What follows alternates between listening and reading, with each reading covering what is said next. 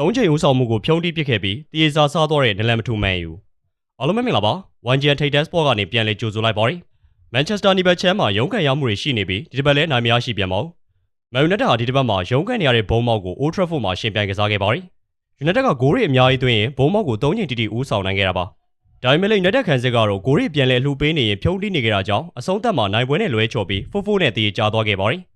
ညက်တက်ထွက်ဖွင့်ကိုအာမက်ဒီယာလိုကအာဖရိကဖလားသွားမကန်ခင်ပွဲစောပိုင်းမှာတွင်းယူပေးခဲ့ပါတယ်။ဒါပေမဲ့အန်တိုနီစီမန်ညိုကခြေပေါက်ကိုပြန်လည်တွင်းယူသွားခဲ့ပြီးညက်တက်ရဲ့ပထမဆုံးဦးဆောင်မှုခြေဖြတ်ခံလိုက်ရပါတယ်။ကက်စမီရိုကပထမပိုင်းပြီးကနေမှနောက်ထပ်ဦးဆောင်ကိုတွင်းပေးလိုက်တာကြောင့်ညက်တက်တို့ဒုတိယအကြိမ်ဦးဆောင်နိုင်ခဲ့ပြန်ပါတယ်။ဒါပေမဲ့ဒုတိယပိုင်းပြန်ဆမှာတဲ့ဘုံမောက်ကဒုတိယခြေပေါက်ကိုပြန်ရသွားတာကြောင့်ညက်တက်တို့ရင်ခံခဲ့ရပါတယ်။ဘုံမောက်ကနောက်ထပ်မိနစ်ပိုင်းမှာဆက်ပစ်ကနေတွင်းကိုထပ်ပြီးတွင်းယူသွားပါတယ်။ဒီဂိုးတော့ကတော့ဂိုးသမားရဲ့အားနဲ့ချက်လို့ထောက်ပြလို့ရပြီးညက်တက်ကနောက်ကလိုက်ကစားခဲ့ရပါတယ်။ဒီတခါတော့ညက်တက်ကိုအသင်းကောင်းဆောင်ဖာနက်တက်ကကယ်တင်ခဲ့ပါတယ်။ဖာနက်တက်ကလည်းတိုက်ရိုက် free kick ကနေပဲခြေပေါက်ကိုပြန်လဲသွင်းယူပေးခဲ့ပြီးညက်တက်တို့အသက်ရှူချောင်ခဲ့ပါတယ်။နောက်2 မိနစ်ကြာမှာမာတီယက်စ်ကူညာကညက်တက်အတွက်တတိယဦးဆောင်ကိုသွင်းယူပေးခဲ့ပြန်ပါတယ်။ဒါပေမဲ့ချယ်ရီဘုံမော့ကခြေပေါက်ကိုထပ်ပြီးသွင်းယူလိုက်တဲ့အခါအိုးထရက်ဖို့ရဲ့ပြော်တွေလည်းကြမခံလိုက်ရပါဘူး။ညက်တက်ဟာတိုက်စစ်ကဂိုးရိရယူပေးနေပေမဲ့ခန်းစစ်ကရသမျှထိုင်ဖြုံးပစ်နေတဲ့အခါအနိုင်ရဖို့ခက်ခဲသွားပြီးတော့တည်တမတ်ပဲခွဲယူလိုက်ရပါတယ်။ညက်တက်ကတော်4နဲ့အမှတ်ရမယ့်အိမ်မက်လေးလဲဝေးကွာခဲ့ပြန်ပြီးအဆင့်6မှာဆက်လက်ရပ်တည်နေပါတယ်။ကြည့်ရှုပေးကြတာကျေးဇူးတင်ပါတယ်။